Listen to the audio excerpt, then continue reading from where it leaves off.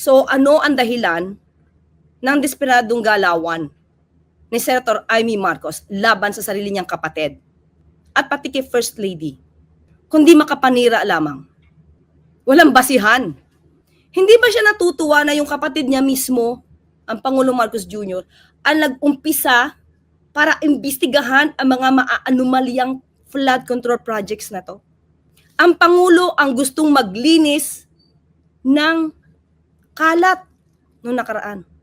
Dahil kung itong test na to, na siyang kinumpirma ng St. Luke's na negative ang Pangulo pagdating sa drug test, bakit hindi siya tumutol noon? Alam natin kung anong motibo niya.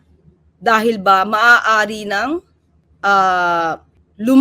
lumarga ang pag-iimbestiga tungkol sa korupsyon at maaaring tamaan na ang kanyang mga kaalyado sa Senado? So Senator Amy, sana naman maging makabayan ka. Tumulong ka po sa pagpapaimbestigang ginagawa ng sarili niyong kapatid.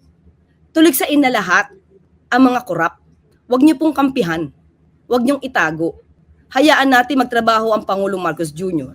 para masawata lahat itong korupsyon na to. Huwag mong sirain ang kapatid mo.